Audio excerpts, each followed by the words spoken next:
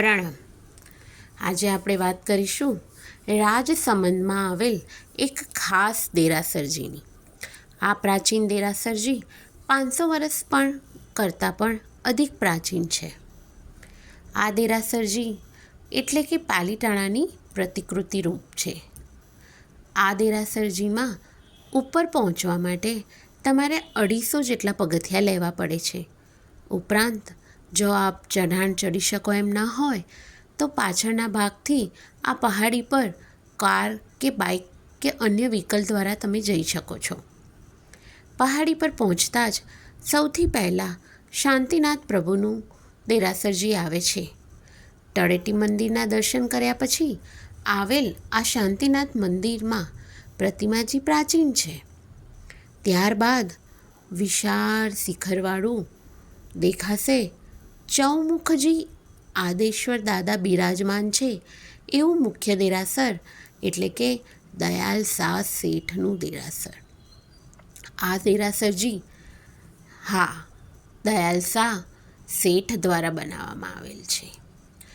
આ દેરાસરજીમાં ચૌમુખજીમાં આદેશ્વર દાદા બિરાજમાન છે.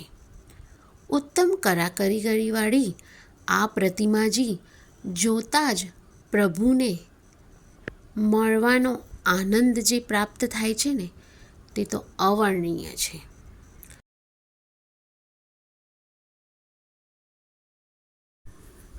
એવું કહેવાય છે કે આ દેરાસરજી પ્રાચીન સમયમાં 7 માળનું હતું.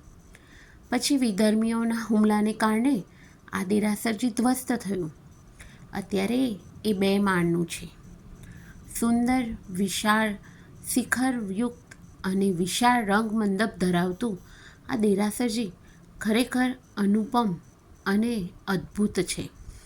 અહીં સમેત શિખરની 20 પગલિયા દેરીની બી રચના કરવામાં આવેલ છે. રાજસમંદ લેકના એટલે કે સુંદર તળાવના કિનારે આવેલ આ દેરાસરજી અનુપમ સૌંદર્ય ધરાવે છે. આ પ્રાચીન દેરાસરજી 500 વર્ષ કરતાં પણ વધારે જૂનું છે. પહેલાં આ દેરાસરજી 7 માળનું હતું, પરંતુ વિધર્મીઓના આક્રમણને લીધે અત્યારે આ દેરાસરજી માત્ર 2 માળનું જ છે.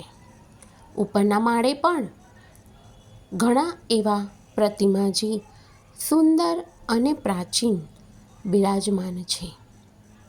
તો ઘણા એવા સમયથી આવા દેરાસરનું જીર્ણોદ્ધારનું દર્શન અને યાત્રા કરવાનો લાભ લેવો તળેટીમાં જ ધર્મશાળા અને ભોજનશાળાની સુંદર સગવડતા ઉપલબ્ધ છે. અગાઉથી જાણ કરવી જરૂરી છે. તો તીર્થયાત્રીઓની રાહમાં આ ટેકરી ઉપર બિરાજમાન રાજસમંદમાં આવેલ દયાલ શાહ ફોર્ટના દેરાસરની તો અચૂકથી મુલાકાત લેવી જ રહી. જય જિનેન્દ્ર, જય જીન શાસન.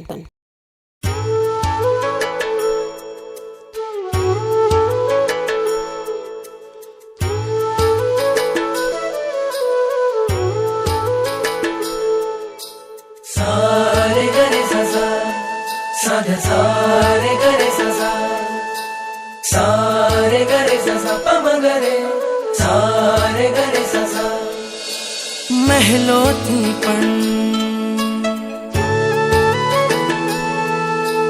મહેલોથી પણ વધુ સુખ છે નાથ તમારી પાસે જે રહેવું છે હરેક ભવમાં નાથ.